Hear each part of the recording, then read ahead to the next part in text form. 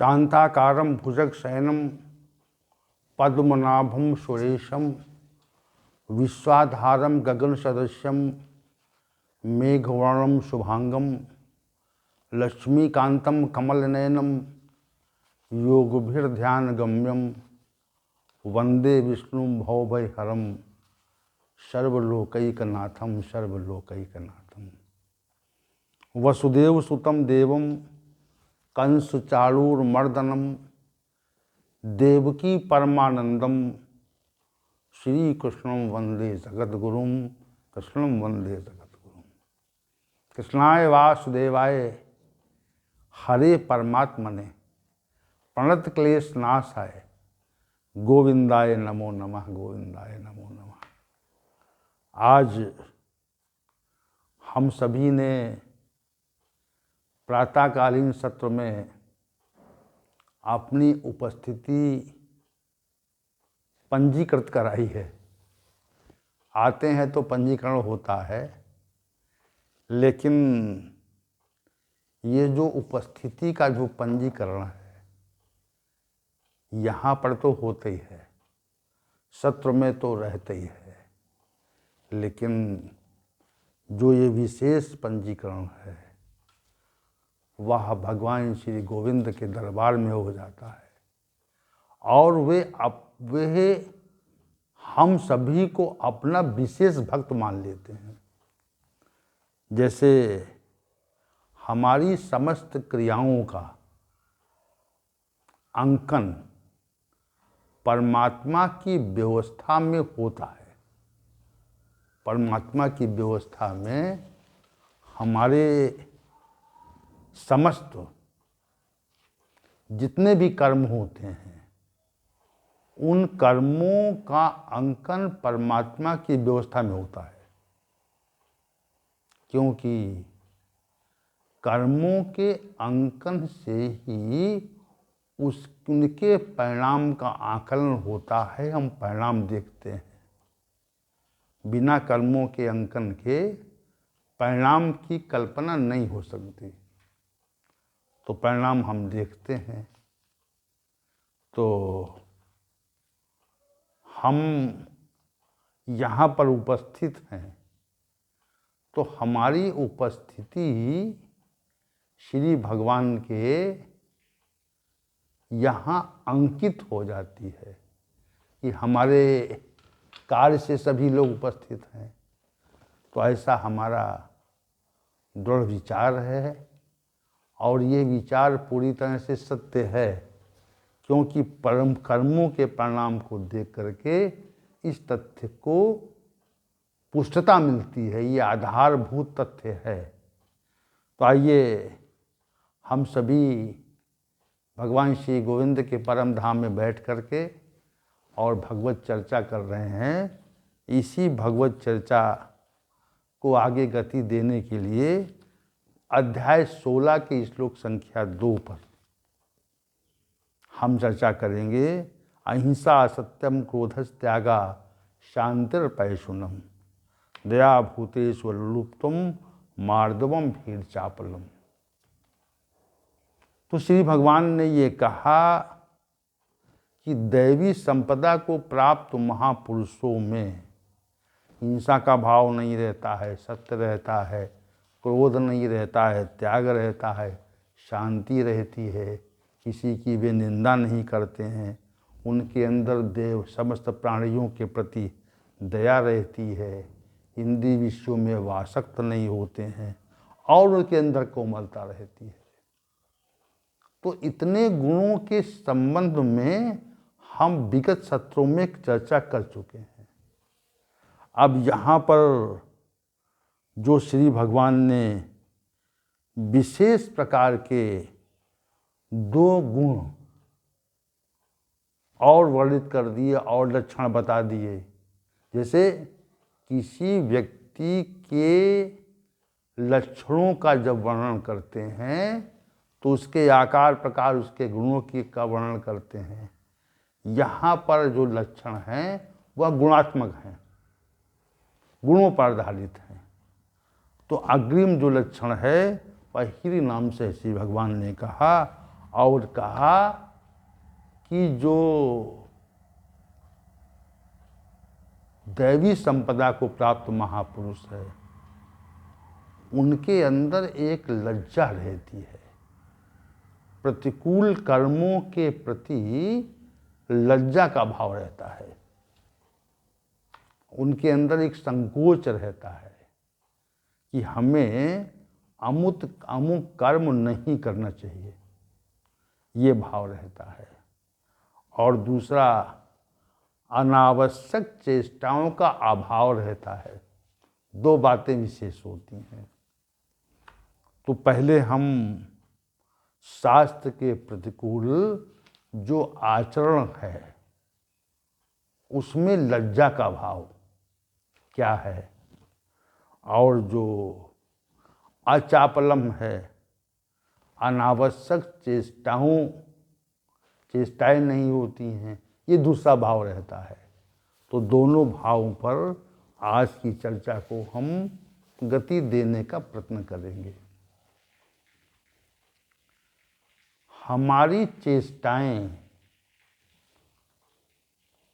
हमारे जो कर्म हम जो करते हैं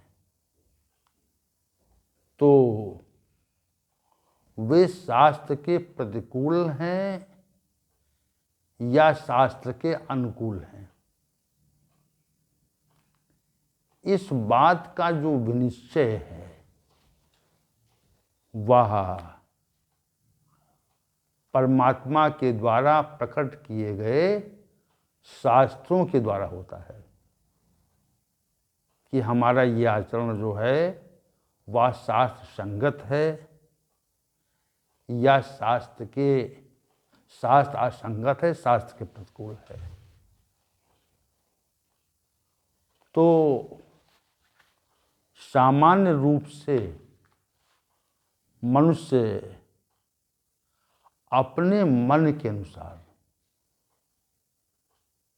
मन में जो विचार आया और उस विचार का विनिश्चय बुद्धि से हुआ, तो मन में जो विचार आता है और बुद्धि से उस विचार का विनिश्चय होता है, तो ये पहला मानसिक कर्म है।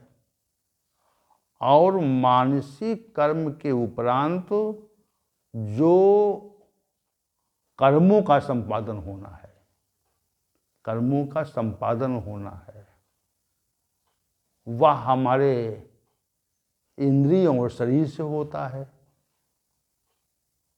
तो जो विचार मन में आता है और जिसका विनिश्चय बुद्धि से होता है, तो वे कर्म हमारे द्वारा संपादित किए जाने लगते हैं। समझिए इस बात को आप, वे कर्म हमारे द्वारा संपादित किए जाने लगते हैं।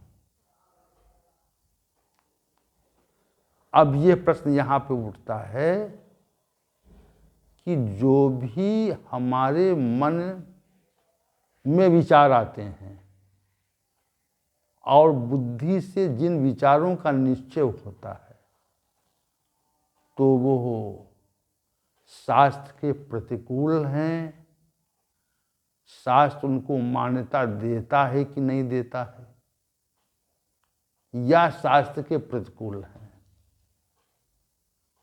इस बात का निश्चय हम तो सामान्य रूप से नहीं करते, लेकिन परमात्मा की व्यवस्था में वह निश्चय निरंतर हुआ करता है कि हमने शास्त्र के प्रतिकूल कार्य किया और हमने शास्त्र के अनुकूल कार्य नहीं किया, तो वो सारा का सारा विनिश्चय परमात्मा के व्यवस्था में होता रहता है और उसी के अनुकूल हमको परिणाम प्राप्त होता है। इसीलिए शास्त्र कहते हैं कि शुभ कर्मों का परिणाम शुभ, अशुभ कर्मों का परिणाम अशुभ, और शुभाशुभ अर्थात शुभ और अशुभ मिश्रित कर्मों का जो परिणाम है वह मिश्रित होता है। ये बात शास्त्र कहते हैं। क्यों कहते हैं? क्योंकि हमारे शुभ कर्मों का, हमारे अशुभ कर्मों का और हमारे शुभाशुभ कर्मों का जो संचयन है या अंकन है वह परमात्मा की व्यवस्था में हुआ करता है। तो हम शास्त्र के प्रतिकूल या शास्त्र संगत जो भी कर्म करते हैं वह समग्र रूप से परमात्मा की व्यवस्था में अंकित किए जाते हैं। लेकिन हम ये बात सामान्य रूप से न तो जानते हैं, न उसको मानते हैं, न इस विषय पर हम विचार करते हैं। विचार भी नहीं रहता।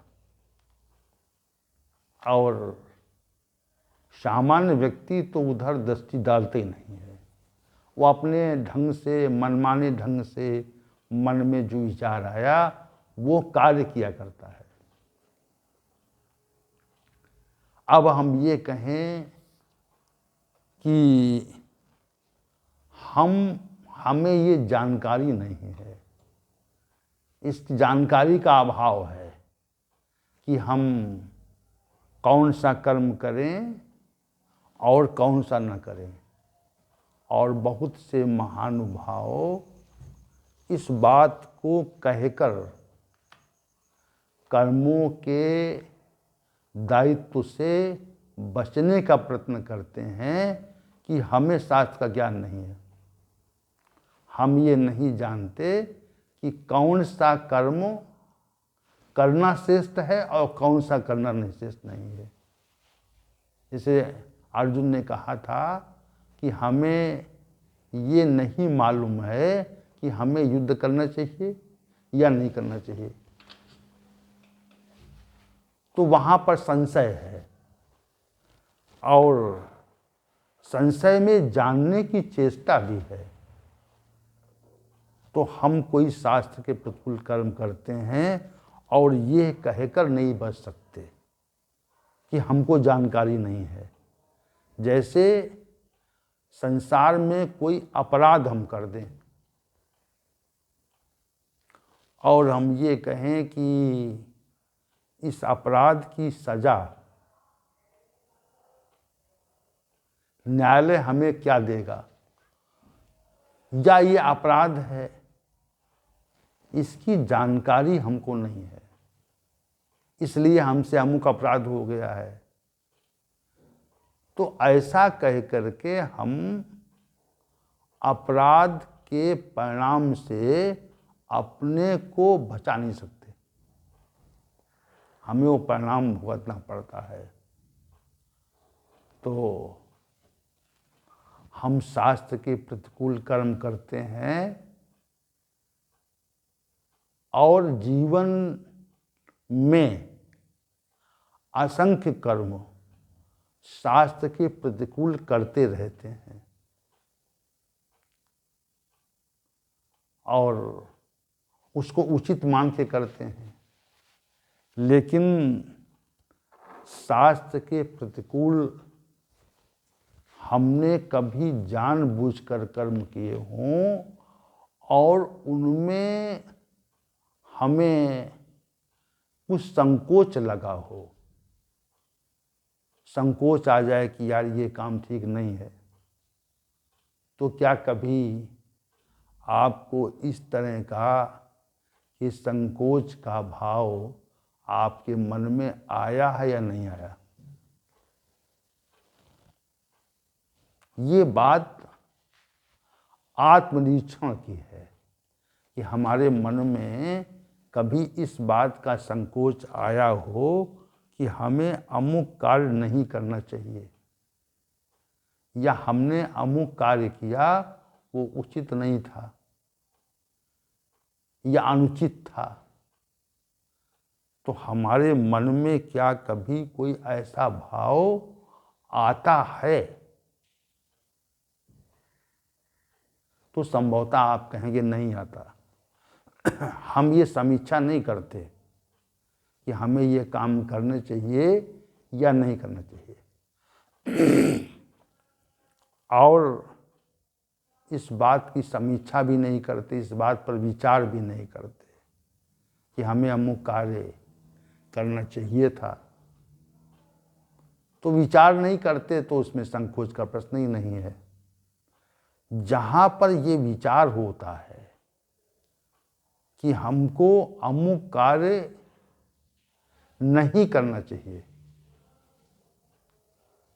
वहाँ पर जो अशास्त्रीय कर्म है उनके संपादन में संकोच रहता है।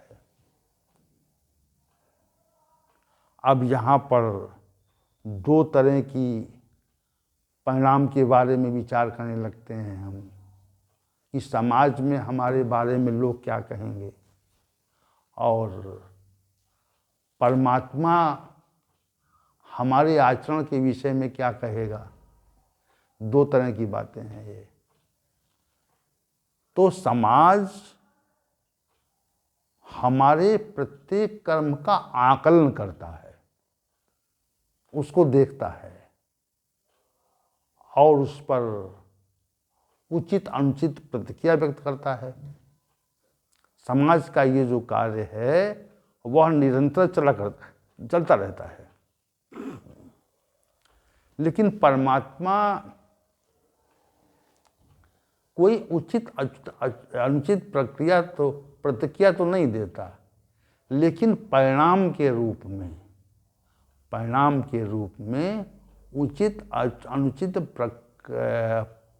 प्रतिक्रिया प्रकट हुआ करती है। इससे समाज तो देगा कि ये व्यक्ति ठीक कार्य नहीं कर रहा है या ये श्रेष्ठ कार्य कर रहा है, अच्छा कर रहा है। समाज तो इसमें अपनी प्रतिक्रिया स्पष्ट रूप से, प्रत्यक्ष रूप से देगा। लेकिन श्री भगवान इस संबंध में कोई प्रतिक्रिया स्पष्ट रूप से नहीं देते, वो परिणाम प्रकट करते हैं और परिणाम प्रकट करके हमें ये बताते हैं कि आपने जो अमुक शास्त्र के प्रतिकूल कर्म किया था उसका ये प्रतिकूल परिणाम है। तो वहाँ पर जो हमें जानकारी मिलती है हमारे शास्त्र के प्रतिकूल कर्म की, वह परिणाम से मिलती है और समाज में प्रत्यक्ष रूप से मिलती है। तो हमारे मन में क्या कभी ऐसा भाव आया कि हमको शास्त्र के प्रतिकूल कर्म नहीं करना चाहिए? और यदि नहीं आया है तो इस भाव को अपने अंदर उपार्जित करें कि हमको शास्त्रों का अध्ययन करना है और शास्त्रों के अध्ययन के उपरांत हम कोई शास्त्र के प्रतिकूल कर्म न करें, और करें तो उसमें संकोच करें, उसमें लज्जा का भाव रखें। ऐसा यदि हम कर ले गए तो हम श्री भगवान के कथनानुसार दैवी संपदा को प्राप्त मनुष्यों की श्रेणी में आ जाते हैं।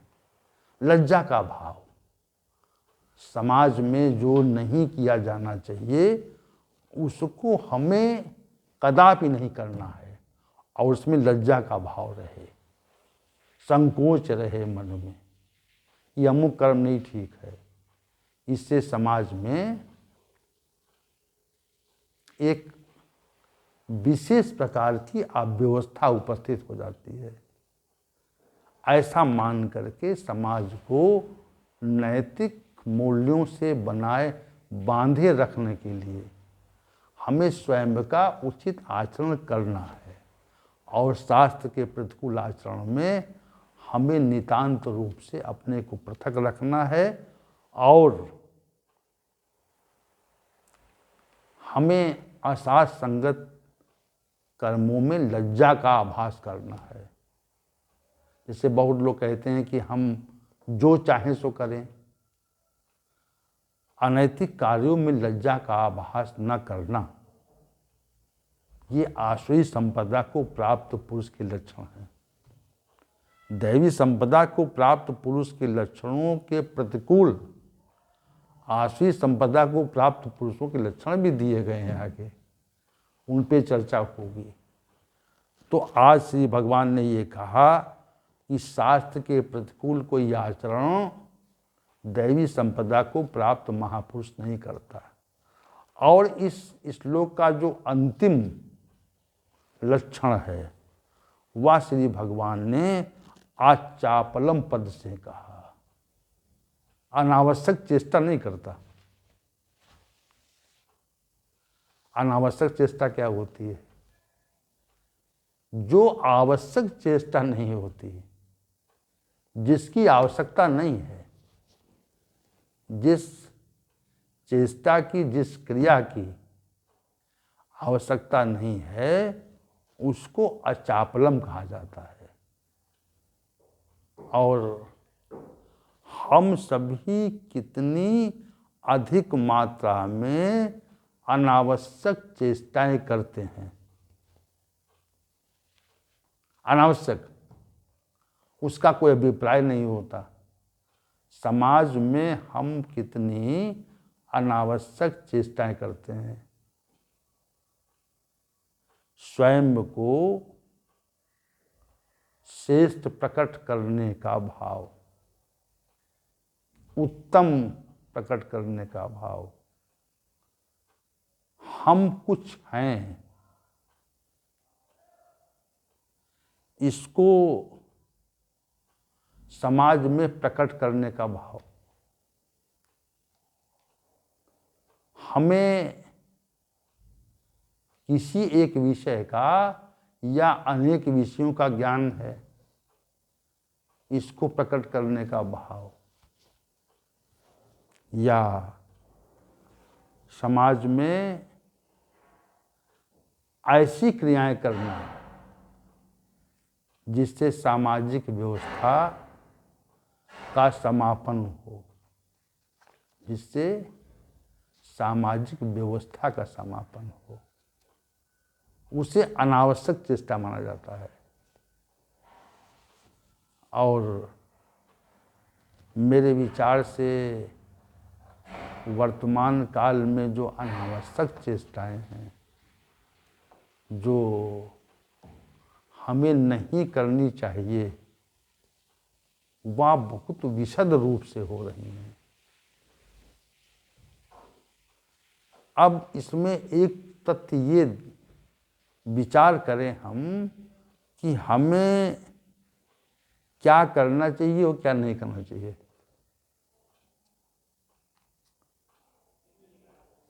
जो हम कर्म कर रहे हैं वह कितनी मात्रा में उचित है, कितनी मात्रा में उचित है। तो उचित नहीं है अगर, उस कर्म का अभिप्राय क्या है, उस कर्म का उद्देश्य क्या है। अगर उद्देश्य स्वयं की भलाई का है, परमार्थ का है, दूसरों के हित का है, तो वो जो चेष्टा है वह सार्थक है। और अगर स्वार्थी भावना का है, स्वयं के हित का है, समाज के शोषण करने का है, समाज में अव्यवस्था फैलाने का है, तो वो चेष्टा जो है वो सार्थक नहीं, निरर्थक है। ये एक सामान्य रूप से बात कही गई, मोटी मोटी बात कही गई है। इसका अचापलम जो पद है ये बहुत विस्तृत अर्थ लिए हुए है। मनुष्य जीवन में अनावश्यक चेष्टाएं अधिक करता है, अनावश्यक क्रियाएं अधिक करता है, व्यर्थ चेष्टा, किसी की बुराई करना, किसी की निंदा करना, किसी का हित करने का विचार रखना, किसी का हित का प्रयास करना, और विलासतापूर्ण जीवन जीना, समाज में अपने को श्रेष्ठ प्रदर्शित करना, हम अधिक पद वाले हैं, ऐश्वर्य वाले हैं, प्रतिष्ठा वाले हैं, यह प्रदर्शन का प्रयास करना, तो ये व्यर्थ चेष्टाओं की एक लंबी श्रृंखला है। हम अगर यदि मनुष्य हैं तो हमको अपने कर्मों पर विशेष दृष्टि रखनी चाहिए कि हमारे द्वारा जो कर्म हो रहा है उसका क्या अभिप्राय क्या है, उसका उद्देश्य क्या है, इसके पीछे लक्ष्य क्या है, और जो हमारे द्वारा कर्म हो रहा है उसका हमको या समाज को क्या परिणाम मिलने वाला है। यदि हम स्वयं का हित नहीं कर सकते, आजकल की जो स्थिति है वह इतनी विकृत हो गई है कि लोग स्वयं का हित नहीं करते और दूसरों के हित में संलग्न रहते हैं। प्रातः से रात्रि तक ऐसी असंख्य क्रियाएं करते हैं जिनका मनुष्य जीवन से और मनुष्यता से कोई संबंध नहीं है। न तो समय पे उठना है, न समय पे सोना है, और दिन भर राग रंग में लगे रहना, इसी को जीवन दर्शन मानते हैं लोग। वर्तमान की जो व्यवस्था है वह इतनी विकृत हो गई है कि इसी को लोगों ने जीवन दर्शन मान लिया, और पाश्चात्य साहित्य से पाश्चात्य दर्शन में इसकी बहुलता है, बहुतायत है कि इसी को हम जीवन दर्शन मान के चलते हैं कि यही जीवन दर्शन है, उचित है। तो वो जितना भी कर्म है जो अनावश्यक रूप से होता है, जिससे हमको लाभ नहीं होता, समाज को लाभ नहीं होता, तो उसको अनावश्यक चेष्टा कहा जाता है। और दैवी संपदा को प्राप्त महापुरुषों में अनावश्यक चेष्टा का अभाव हो जाता है। वह स्वयं के कल्याण के लिए और दूसरों के कल्याण के लिए निस्वार्थ भाव से कर्म करता है, स्वनिरीक्षण करता है कि हमारे अंदर कमियां क्या हैं और दूसरों के अंदर क्या कमियां हैं उनको बताने का, उनको निकालने का प्रयत्न करता है। तो उसकी व्यर्थ चेष्टाएं कभी नहीं रहती। तो आज के सत्र में हम सभी ने श्लोक संख्या 2 में वर्णित किए गए 11 विशिष्ट लक्षणों का, जो दैवी संपदा को प्राप्त महापुरुष हैं उनके में जो 11 लक्षण होते हैं, उन 11 लक्षणों का वर्णन आपके समक्ष आज के सत्र तक समाप्त हो किया गया है। इस प्रकार श्लोक संख्या 1 और श्लोक संख्या 1 में 9 गुण और श्लोक संख्या